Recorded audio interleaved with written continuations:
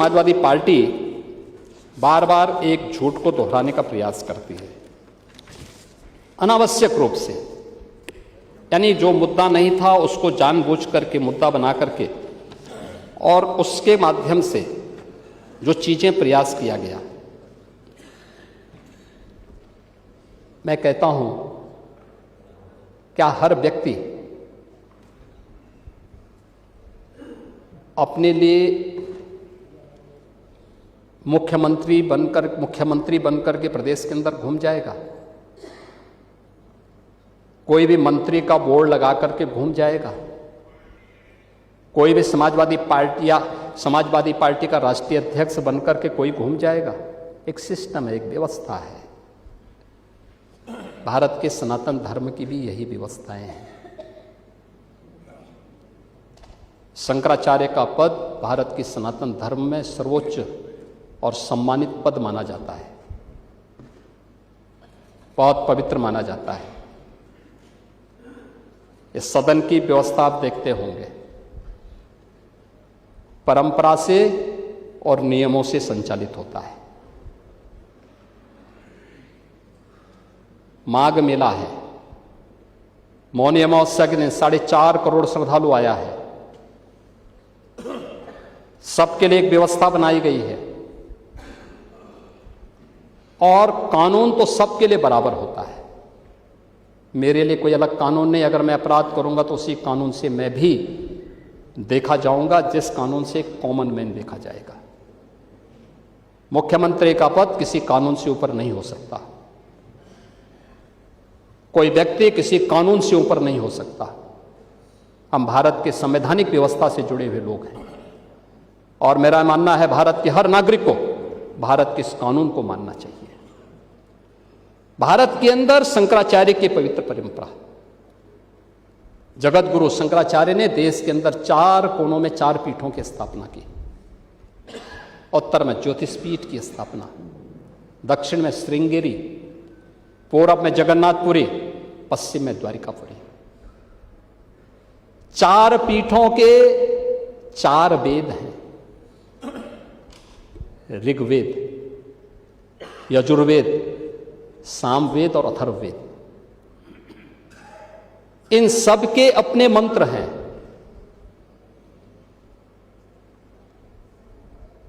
ऋग्वेद, इसका मंत्र प्रज्ञानम ब्रह्म, ये प्रज्ञा ही ब्रह्म है, ये इसका मंत्र है। क्योंकि बुद्धि की पवित्रता पर ऋग्वेद ध्यान देता है। यजुर्वेद अहम ब्रह्मास्मि, ये इसका मंत्र है, मैं ही ब्रह्म हूं। कोई भी साधक जब अपनी साधना की पराकाष्ठा में पहुंचता है तो उसको इस बात की अनुभूति होती है। यही उपनिषदों का उद्घोष भी है। सामवेद तत्त्वमसि, यानी उस आत्मा के बारे में तू ही वह है, यानी जिसको तू बाहर ढूंढ रहा वो तुझ में ही है। और अथर्ववेद अयात्मा ब्रह्म, ये आत्मा ही ब्रह्म है। ये 4 मंत्र हैं। आदि जगत गुरु शंकराचार्य ने अनिवार्य किया है,